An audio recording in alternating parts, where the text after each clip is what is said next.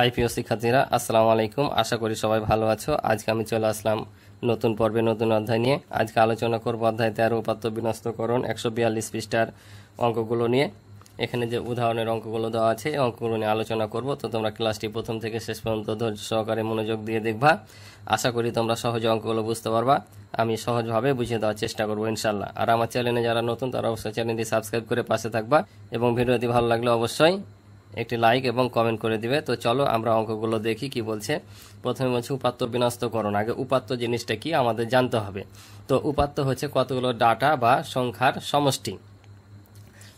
আমরা যখন কোনো বিষয়ের তথ্য সম্পর্কে জানতে পারি, ধরো যে তোমাদের বিদ্যালয়ে রেজাল্ট কি এসছে, 5-এ কতজন পাস করেছে, কতজন ফেল করেছে, অথবা তোমাদের শ্রেণীর ছাত্রছাত্রীদের উচ্চতা কত, এই বিষয়গুলো যখন আমরা জানি তখন এগুলোকে তথ্য বলে। আর এই জিনিসগুলো যখন আমরা সাংখ্যিকভাবে অর্থাৎ এভাবে উপস্থাপন করি তখন সেগুলোকে বলছে উপাত্ত। যেমন দেখো এখানে বলছে যে কিছু ক শাখার আর খ শাখার ছাত্রছাত্রী বাড়ির কাজ জমা দিয়েছে, ঠিক আছে। এই যে আমরা সংখ্যাভাবে এগুলো উপস্থাপন করা হয়েছে এগুলোকে বলছে উপাত্ত। তাহলে উপাত্ত কি বুঝেছ? কতগুলো সংখ্যা বা ডাটার সমষ্টি হচ্ছে উপাত্ত। তাহলে বিন্যস্তকরণ কি? অর্থাৎ উপাত্ত যখন এলোমেলো ভাবে থাকে, যেমন 25, 24, 15, 20 দেখো এলোমেলো আছে না, এই এলোমেলো হয়ে থাকা উপাত্তগুলোকে বলছে অবিন্যস্ত উপাত্ত। আর এগুলোকে যখন সাজিয়ে লিখবো তখন হবে বিন্যস্ত উপাত্ত। অর্থাৎ এলোমেলো ডাটাকে বা সংখ্যাকে সাজিয়ে লেখাকে বলছে বিন্যস্তকরণ। তাহলে কি বললাম? যখন কোনো সংখ্যা এলোমেলোভাবে অর্থাৎ উপাত্তগুলো এলোমেলোভাবে থাকবে আর আমরা যখন সেগুলোকে ক্রমান্বয়ে সাজিয়ে লিখবো ছোট থেকে বড় বা বড় থেকে ছোট, তখন সেগুলোকে বলছে বিন্যস্তকরণ অর্থাৎ উপাত্ত বিন্যস্তকরণ। তাহলে আশা করি উপাত্ত কি আর উপাত্ত বিন্যস্তকরণ কি বুঝেছো। তাহলে ডাটা বা সংখ্যার সমষ্টি হচ্ছে উপাত্ত, আর সে এলোমেলো উপাত্তকে সাজিয়ে লেখাই হচ্ছে উপাত্ত বিন্যস্তকরণ, ঠিক আছে। তো এখানে এখন অঙ্ক দেওয়া আছে একটা, দেখো যে পঞ্চম শ্রেণীর শিক্ষার্থীরা গত 3 মাসে প্রত্যেকে কতবার বাড়ি কাজ জমা দিয়েছে, শিক্ষক তা যাচাই করতে চান। কোন শাখার শিক্ষার্থীরা সবচেয়ে বেশি বাড়ির কাজ জমা দিয়েছে তা নিচের ছকটিতে লক্ষ্য করি। এখানে ক শাখা ও খ শাখার দেওয়া আছে। তো ক শাখায় কতজন, এগুলো হচ্ছে তোমার বাড়ির কাজ জমা দেওয়ার সংখ্যা, ঠিক আছে, কে কতবার জমা দিয়েছে। আর এই যে এক একটা করে দেওয়া আছে এগুলো হচ্ছে কতজন দিয়েছে তার তথ্য, অর্থাৎ এগুলো হচ্ছে শিক্ষার্থীর সংখ্যা, ঠিক আছে। তাহলে এখানে শিক্ষার্থীর সংখ্যা কতজন জমা দিয়েছে? 1, 2, 3, 4, 5, 6, 7, 8, 9, 10, 11, 12, 13, 14, 15, 16, 17, 18 জন। আর এখানে আছে 1, 2, 3, 4, 5, 6, 7, 8, 9, 10, 11, 12, 13, 14, 15, 16, 17, 18, 19, 20 অর্থাৎ 20 জন। খ শাখায় ছাত্রীর সংখ্যা হচ্ছে 18 জন আর খ শাখায় ছাত্রীর সংখ্যা হচ্ছে 20 জন। এরা হচ্ছে বিভিন্নভাবে বাড়ির কাজগুলো জমা দিয়েছে। যেমন এখানে দেখতে পাচ্ছ তোমরা যে 12 একবার, 2 বার, 3 বার, 4 বার আছে, অর্থাৎ এখানে 4 জন শিক্ষার্থী 12 বার করে দিয়েছে, ঠিক আছে। এগুলো কে কতবার জমা দিয়েছে, কতজন জমা দিয়েছে তার হচ্ছে সংখ্যা দেওয়া আছে। যেমন এখানে 8 আছে, অর্থাৎ 8 বার জমা দিয়েছে মাত্র একজন। তো এই গেল তোমার তথ্য। এখন এগুলোকে বলছে কিছু প্রশ্ন দিয়েছে এগুলো আমাদেরকে এখন কি করতে হবে? অ্যান্সার করতে হবে।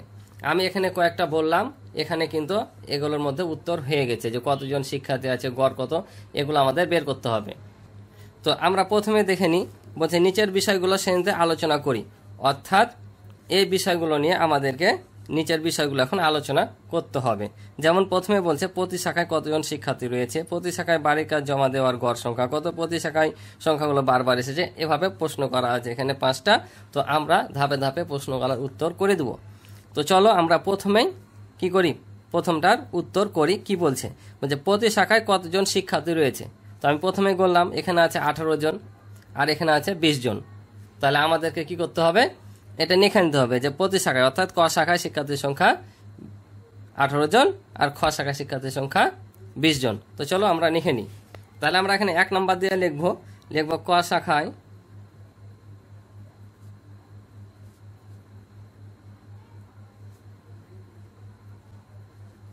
শিক্ষার্থীর সংখ্যা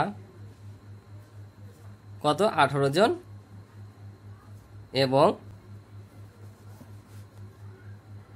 খ শাখায়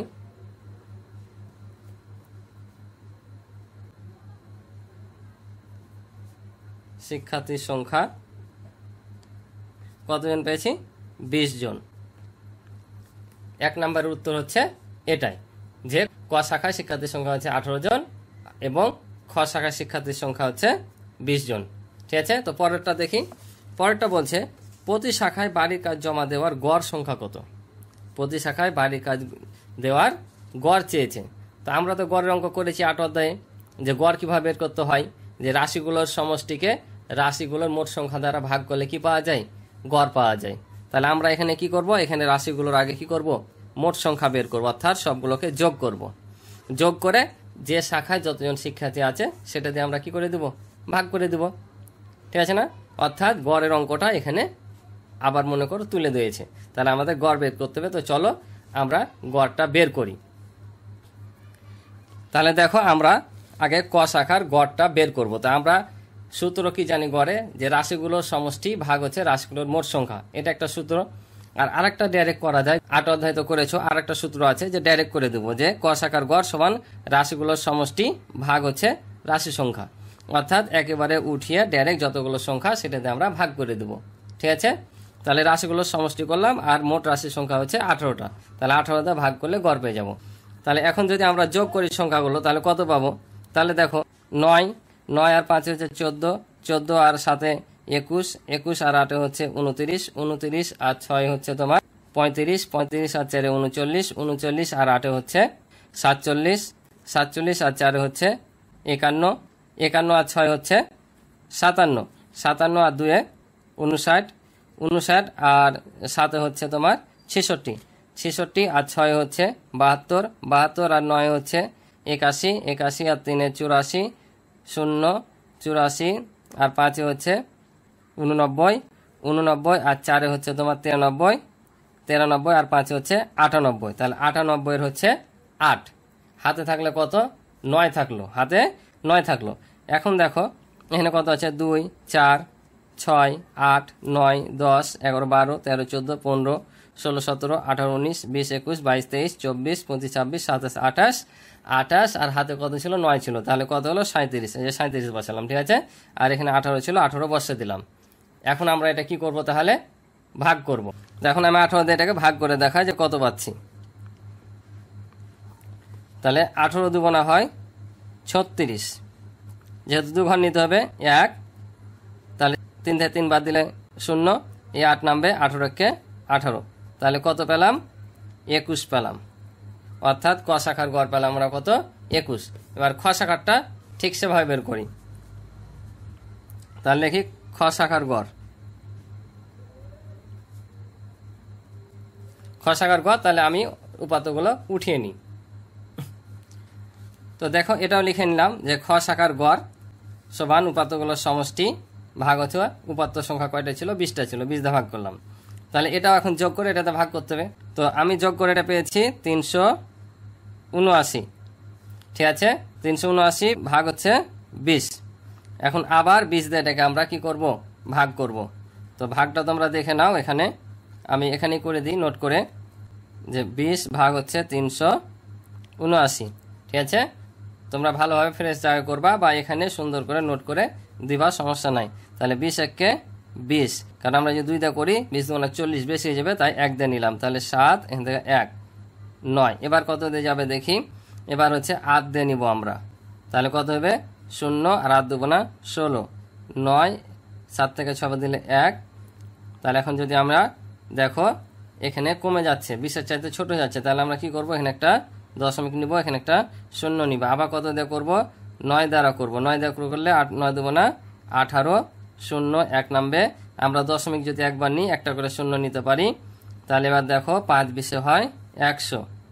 তাহলে আমরা কত পেলাম, 18.95, 18.95। ঠিক আছে, তাহলে কত পেলাম, 18.95।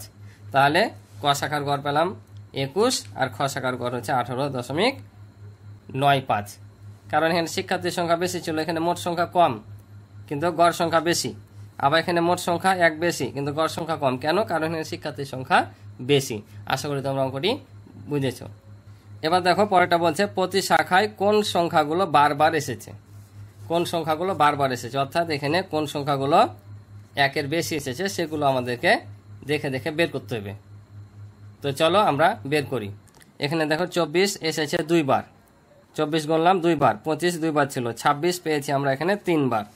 এই যে দেখো 26 একবার, 2 বার, 3 বার, ঠিক আছে, 26 3 বার। আর কোনটা কয়বার পেয়েছি? আর এখানে নাই, এই তিনটা সংখ্যায় একের অধিকবার এসেছে, ঠিক আছে। তাহলে খ শাখা আমরা দেখে নিব যে কোনটা কতবার এসেছে। 12 দেখো একবার, 2 বার, 3 বার, 4 বার এসেছে, তাই 12 আমি এখানে কয়বার লিখেছি? 4 বার লিখেছি।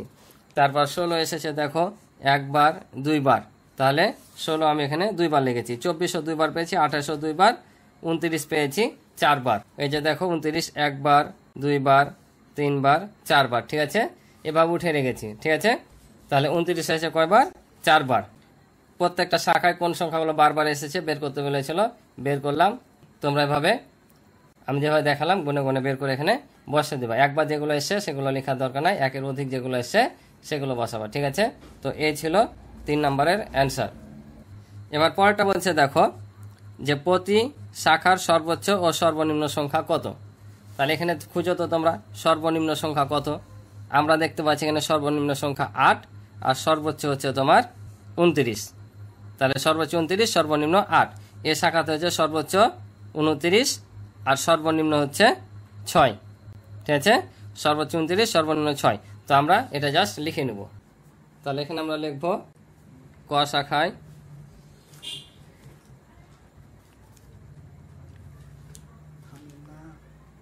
সর্বোচ্চ সংখ্যাটি 29 এবং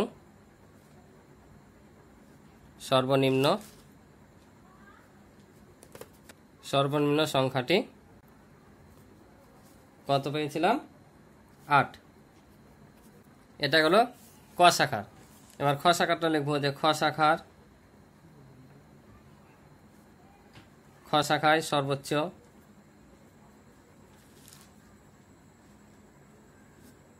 সংখ্যাটি এটার 29 এবং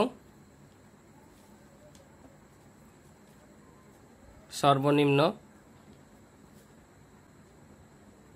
সংখ্যাটি কত? 6 পেয়েছিলাম। তাহলে এটাই হচ্ছে আমাদের উত্তর, যে ক শাখায় সর্বোচ্চ সংখ্যাটি 29, সর্বনিম্ন 8 আর খ শাখায় যে সর্বোচ্চ 29, সর্বনিম্ন হচ্ছে 6। পরের অঙ্কটা কি বলছে? বলছে ক শাখা এবং খ শাখা এর তুলনা করে আমরা কি বলতে পারি। এখানে যদি আমরা তুলনা করতে যাই অনেকগুলো তুলনা করা যাবে, ঠিক আছে, অনেক। যে ক শাখার শিক্ষার্থীরা খ শাখার শিক্ষার্থীর চাইতে গড়ে বেশি বাড়ির কাজ জমা দিয়েছে, ঠিক আছে। তোমরা আরও লিখতে পারো, দিতে পারো যে খ শাখায় সর্বোচ্চ সংখ্যা 29, খ শাখা 29, ক শাখায় সর্বনিম্ন সংখ্যা 8, সর্বনিম্ন হচ্ছে 6, ক শাখা শিক্ষার্থীর সংখ্যা 18 জন, খ শাখায় 20 জন। এভাবে তোমরা লিখতে পারো, ঠিক আছে। লিখব ক শাখার শিক্ষার্থীরা খ শাখার শিক্ষার্থীদের তুলনায়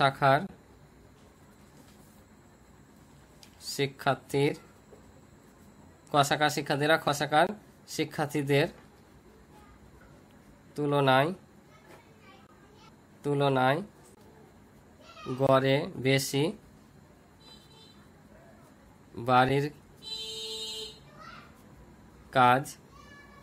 কাজ জমা দিয়েছে, ঠিক আছে। যে ক শাখার শিক্ষার্থীরা খ শাখার শিক্ষার্থীদের তুলনায় গড়ে বেশি বাড়ির কাজ জমা দিয়েছে। ক শাখার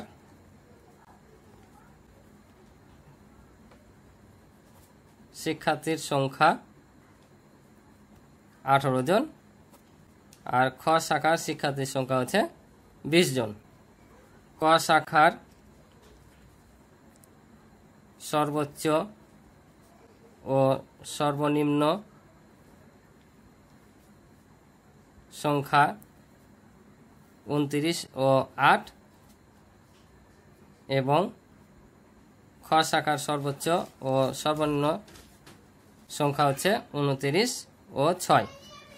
তো আশা করি তোমরা অঙ্কগুলো বুঝেছো।